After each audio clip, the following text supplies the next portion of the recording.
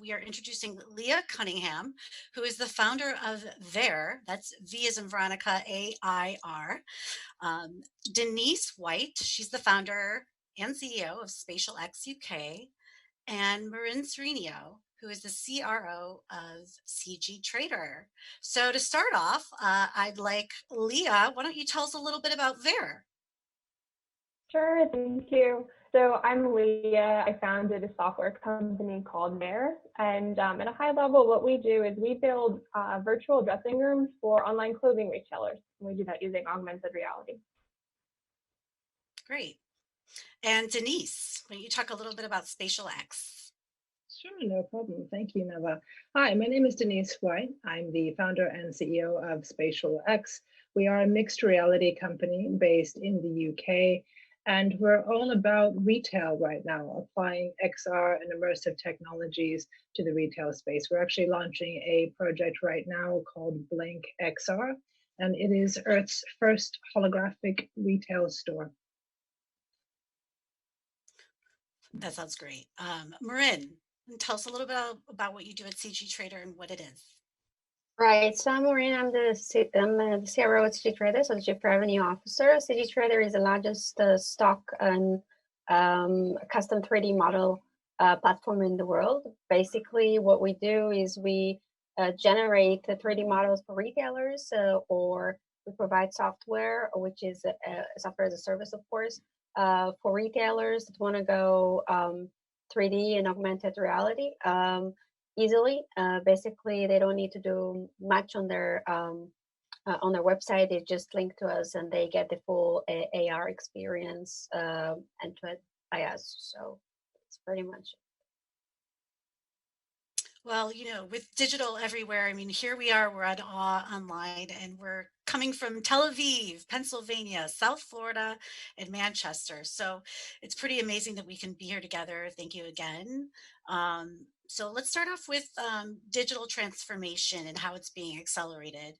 Um, can you tell me a little bit about with COVID-19 and the technology with fashion brands and how they have to respond accordingly? What has been the impact on retailers and how can brands use XR tech to solve the real challenging problems retailers are facing today? Leah, why don't you start us off? Yes, I can take this one. So, of course, we're seeing a lot of different industries get hit by everything going on with COVID-19, particularly in fashion and retail. So, if you think about it, you have all these retailers and clothing stores, particularly, that have been forced to close over the last few months. So, they had to shut their doors to customers. And now suddenly they're finding themselves, out of nowhere, they're relying solely on their online sales to drive revenue. And so this only plays up the existing, big pain points that exist within the online shopping space. So to briefly sum it up, if you're buying clothes online, you cannot try that on beforehand, which and that enough is typically it's enough to drive a potential customer away from making a sale because of all the uncertainty. On top of that, most clothing retailers are only providing customers with, the standard size chart for them to use as a reference to select the right size. And, that doesn't account for your body type, your fit preferences, a lot of things that even if you don't realize that you're thinking about when you're physically trying on clothes. And so this poses a really big problem now that physical stores are closed. It actually ends up being a really great use case for XR to step in and, save the day. So for example, what we're trying to do at Vair to solve these very same problems is create a virtual dressing room that's compatible with any clothing retailer that has an online inventory, and that's scalable to consumers right from their smartphone. And basically what you can do is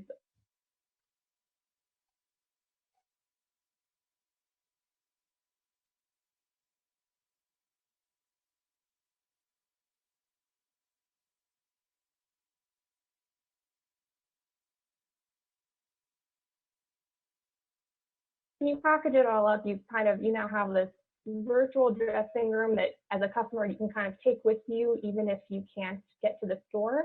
And so it's really a great way to promote socially distant shopping experiences. And so that's what we've seen from our perspective at Bear, and I'm sure everyone else on the call has seen it in different ways in their businesses as well. Well, we have a little video to show the Veer technology. So whenever we get a chance to show that now would be That'd be great. great. And while we're waiting, Marin, would you like to jump on that question? Yeah, sure. So actually, I agree totally with Leah. It's basically what we're seeing as well. Of course, we're from the other side, right? So we create those 3D models and we enable the experience of augmented reality in general for customers, and we have seen an increase. So the statistic until now says that there is an increase of 34% in online shopping of apparel in comparison to the months before COVID-19 started. So that actually drove a lot of the retailers, especially the ones that used to be brick and mortars, and then they kind of advanced to have their own e-commerce platforms. It kind of pushed them to try to have everything online, and understanding basically that most customers now are purchasing online, and if they're not gonna play in that field in the best way with the latest technology, then they're gonna kind of um, suffer from that disadvantage on their and show it in their numbers. So this is what we're seeing, and we've seen a lot of companies that in the past were a little bit hesitating in going into 3D and AR in general. We've seen that move and how quickly now they want to migrate and actually expose their customers into that experience. So the numbers are supporting, I guess, what Leah said. Absolutely. And bringing digital components in the fashion industry, as we all know, XR adds layers to consumers' current perceptions of how to shop for clothes. So, what are you aiming to accomplish with your XR solutions? Denise, why don't you take that one? Sure. Well, for us on the Spatialx side with Blank XR, as I mentioned, we're looking to actually, once we get past what we're going through right now with COVID and we start to see the lockdowns being eased and kind of go back to some level of normalcy, what we want to do is make it much more affordable for retailers to have a presence on the high street, because of course we're seeing some really astronomical figures. I mean, in the UAE, for example, over 70% of businesses with a physical location don't feel that they're going to be able to make it into a reopened state past lockdown, and that's an incredible, kind of horrifying figure. And this is really a trend that we're seeing across different countries with different varying levels of severity, of course, that being one of the most severe. However, it's important to realize that in the XR industry, we've been grappling for quite a while to get real traction in solving a lot of these real kind of use cases. So from a retail rental rate point of view, for example, it's one of the things that we're really working to help ease is the pain of how much it costs to have a physical store presence in the first place. Increased rents are happening year on year. And every year it's that kind of same story. We are all hearing about more and more retail closures. The rental rates to even have a business aside from the just paying the rent are also kind of increasing year on year. So from a Blank XR's point of view, what we're doing is we have a holographic store. So you kind of come in, you're able to put on a HoloLens headset, and suddenly you can have this whole experience. So we're opening effectively a store with no products in it. And what that enables us to do is actually have sort of an ad infinitum range of different brands and different products without that limitation. They can still have a really engaging store experience created holographically for the consumer, and also something really interesting and new on the consumer side, that they can experience these brands in a very different and very engaging way. So that's one of the ways that we're applying XR in the retail space today. Excellent. It's unbelievable, the technology. What do you all see as some of the trends in the industry currently? We'll start with you, Leah.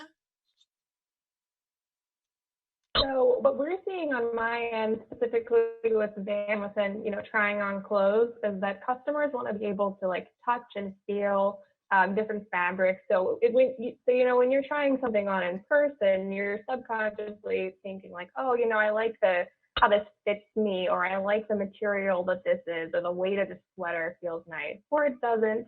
And so, people want that in their virtual shopping experiences. Something else we've seen is a need for the whole experience to be very personalized. So there are other applications and different tools that are pretty cool where you could try on clothing on an avatar or someone with a similar body type to you, is of course super useful. And kind of the direction we're seeing that going now is people want to see it on themselves, not necessarily represented in an avatar or another digital form. So that's what we are kind of working towards is at There is giving them, the mirror experience from their smartphone. And speaking of mirrors, I know, Denise, that we were talking about AR mirrors the other day. So I think we're going to talk about that more as well. That's another very cool thing that's going on with it. Yeah, Absolutely. that's And right. Marin, how about you with 3D technology? How is the trending in the industry going in your area? Right. So again, we speak from the perspective of the retailers themselves, right? So they're approaching us. We have seen a dramatic increase in the amount of retailers, huge ones, right? That really, as I said before, before they were really kind of worried and were not sure how actually to move into this technology. It was already new for them to just have an e-commerce uh, website, and now they're actually doing 3D and they're using augmented reality. That was a big paradigm change for them. But we have seen that they understand that this is the main way to go, and that most customers now expect that. And we also have seen we have, for example, a customer named Rebecca Minkoff. I'm sure most of you know it. I love the bags anyway. And we've seen with them, there is a 65% improvement in the likelihood to buy when something is with AR and 3D, of course. So this is a massive increase if you look at brands that want to kind of distinguish themselves with having latest technology and showing customers how things can look in their own space. So, of course, with clothes, as they have said, it is a little bit more exotic with body shapes and different types, and using avatars, of course, is I think the right solution for this at this point of time when we don't have the technology to actually scan every body type or everybody in the right quality that it can be shown how a shirt actually falls on your body and not somebody else. But in general, handbags, accessories, shoes, it's quite easy today actually to enable the full experience of a real shop with them. And I guess most retailers understand that now and moving really fast into that direction. Oh, that's a great stat. How about you, Denise? With your biometric scanning, I'm sure that could help, right? That's right. That's absolutely right. So if you have a physical store, and one of the things that you can do is you can actually acquire an actual body scanner. And at this stage in the game, they're very, very plush, and you simply step inside, and it looks like a normal kind of changing room, but actually there's cameras installed, and you can actually take the full 3D image and a render of that customer's profile. And so when you have that level of biometric capture, then obviously you can save that data. There's many things you can do with it, obviously around opt-in. But if the customer is willing, I mean, you can go ahead and create a biometric profile. That becomes something that's very useful with AR applications, and then integrating that into your commerce experience. Because as Leah said, we've all been discussing, being able to see it on your body is much different than seeing it on someone who's kind of it's not, if it's not you, it's not you, right? So it really, that's one of the trends that we're seeing is absolutely creating that level of personalized experience. Great. I mean, I know you all kind of touched a little bit about avatars, and in my background here, we've got one of the most popular games, Animal Crossing, and it's from runway to gaming. So, how is gaming paving the way for digital clothing that are worn by avatars? Leah, you want to I, start I off? Yeah, Or I'll take it. I've never been so excited, okay, first of great. all, by a game. Animal Crossing's New Horizons is absolutely game changing. I think it's actually been one of the first games that's launched recently where brands, especially because of the situation happening right now, we're all having to find new ways to innovate. And one of the things that's happened is that Valentino, Christian Dior, Marc Jacobs, and so many others have really jumped on this opportunity to engage with Gen Z. And this is so key because this is a generation where, when we finally get to that kind of milestone date of 2030, the youngest of Gen Z will be about 28. So engaging them now in this early stage is fantastic and is such a fun way. So there's actually designer collections happening right now. There's also runway shows going on in Animal Crossing right now.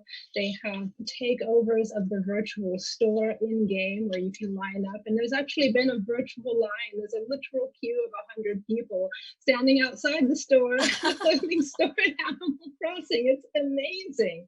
So, it's the new way to runway right now. And I think one of the things that Gucci actually realized too is that they can drop the runway schedule and it actually speeds up time to production in terms of being able to preview collections. And so there's a lot of experimentation happening right now in major fashion houses across the world. And it's so incredible to see how a game like Animal Crossing's New Horizons can really help to bring that together. Because aside from just that one particular game, they're actually experimenting with different business models, right? Different ways of how can we experiment digitally with our collections and how can we then use other games or even other virtual worlds to start to have those kind of VR showrooms.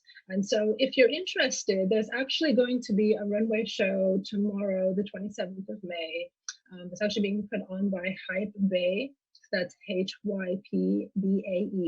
If you go and Google it, you can find out all the details. But there will be a runway show tomorrow in Animal Crossing. So I really recommend you go check it out. Unbelievable. Anybody else, Leah or Maureen, if you want to touch to that? If not, you know, it's such great technology to be able to use this, especially in these times and in today's climate. So, can XR be applied to solve real world problems in retail? Um, Leah, you want to start with that? Yeah, I would say absolutely yes, it can. And to kind of touch on what Denise was saying with gaming, you have the younger generation who's already really into their VR headsets. So, they're gaming, they're exercising with, the VR, kickboxing, tennis, what have you, that all exists and that's all really popular. So we've seen like those games kind of shift like the expectations in that generation. So we're starting to see kind of a transition towards, wanting other totally virtual experiences as well. So that's kind of prompted us to start thinking along the track of, okay, how can we integrate with wearables like Oculus or HTC Vive to provide a totally virtual dressing room experience. And based on all these gaming trends and like statistics that we're seeing to that end, we're anticipating that at some point in the future, shopping can become totally virtual. Now we're not there yet at least, but that's kind of, we're starting to think ahead in that direction. It's all been inspired by gaming. I can't wait. Um, what do you think is the key to perfecting virtual try-ons and personalization for the consumer? Marin, you want to touch on that? Well, I think it's really important actually for the buyers, so for the customers actually to feel like that they're wearing it. And it is true, if it's not you, it's not you, right? So I think probably there is still a path for the technology to go, and of course until everybody's going to have this massive rig or at least the phone scanners are going to be much better. There is still a way to go on technology side, how to develop and make it possible for people actually to completely feel how a dress looks on them. But definitely on accessories, on handbags, jewelry, we've seen a huge increase. Um, and I think as technology goes, this is going to be more and more available for different items. So like jackets and dresses and so on. So there is still a way to go from that perspective. Um, Leah, I know you've got the virtual dressing room, and how would you answer that question? So I think, to touch on what Marin said, there's still a ways to go as far as, meeting all the consumer expectations that exist today and that will continue to evolve as, we inch further and further. But XR is definitely a solution that can solve, a number of pain points today within online shopping, within retail.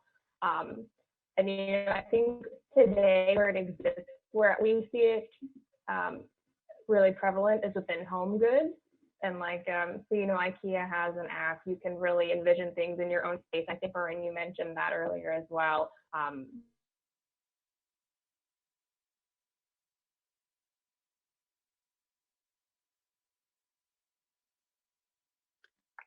Great. And for you, Denise, with the biometric, the holographic, how do you feel the personalization for the consumer and perfecting that virtual try-on?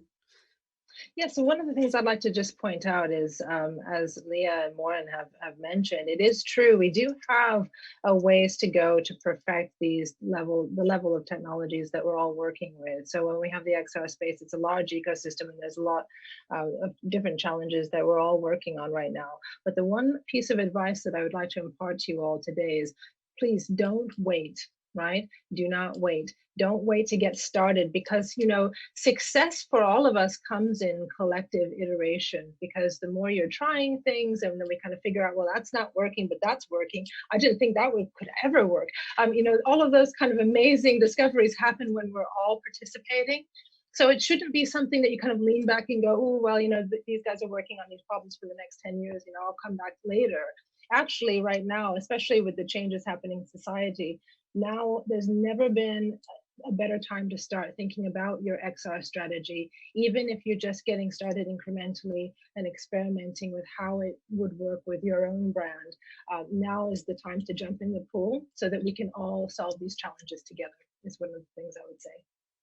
That's great advice. So you heard it here. Start now. It's impacting many fashion experiences already, from viewing in 3D, dressing up avatars, trying on shoes, accessories. And I feel like the pandemic has a little bit accelerated this part of it. And to start now is great advice.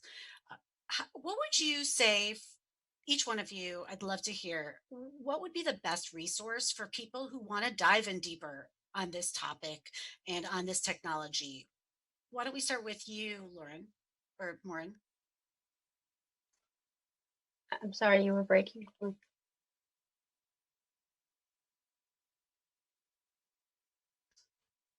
Sorry. What is the Okay. best resource for people who want to dive in deeper on this topic and to learn more? Right. Well, it really depends. There are a lot of researchers at this moment. Of course, everybody is kind of pulling up their own data, but there are a lot of resources. Shopify, for example, are showing a lot of great numbers because they have a lot of shops and they can actually give you a very broad view because every merchant in their platform is actually selling something else, and they have a very good view on how customers interact and react to 3D, AR, and so on. So we work with them. So that's a good source. But I guess in general, you just need to, at this point, kind of try to cover every possible article that is coming up with everyone that is agreeing to share their statistics. So we do, of course, we publish it on our website. This is our business, but in general, again, there is still a way to go there with knowing exactly what are the numbers it shows and what are the benefits for retailers and for both customers as well, and what are the benefits and how likely are they to buy. So we've seen an increase, as I said, and you can also find it on our website. We've seen an increase and we publish that. But in general, if you wanted to see the broader view, I guess at the end of this year, after most businesses that has been done online, we probably could see a better understanding of what are the actual impact of AR on purchases and sales online. Great. How about you, Leah? I personally would recommend if you're in a position where you're considering incorporating any type of XR into your business, I would say to you, play the consumer and go out and actually use applications that exist today for yourself. If you have the option or the ability to try out a VR headset, absolutely do that. Take a game or something to kind of get a feel for the consumer's experience. And then once you have an idea for, what this is actually like, you could start thinking in the space of, okay, how would this make sense to use for my business or in my vertical? Same for AR. There are a ton of applications that use AR in one way or another. I would strongly advise you to go check those out, even if it's something that's outside of your space or your industry. See how it works, see how, business X is utilizing it, and then you can take those use cases and apply it to yourself. That would be my strategy. Love it. And Denise. Those are all really great suggestions and tips from Lauren and Leah. Thank you. One of the things I would also add is if you're looking to delve into the pool of holographic retail, I'm going to give a shameless plug and let you know I will be giving a talk a little bit later on today at 11:10 a.m. PST on the future of IRL retail is holographic. And also, if you're interested, we will at BlinkXR, we are working on releasing a series. It's going to be a beginner tutorial series in how to get started in holographic for retail. So if you go to blankxr.com and enter your email address and sign up, then in a few weeks' time, you'll start to see our weekly tips on that topic area. Well, that's excellent. I'm definitely not going to miss that one. So again, 11:10. Make sure to go see Denise White. I want to thank you three for your breadth of knowledge. It's been great connecting. And now we'd like to bring it back to the track chair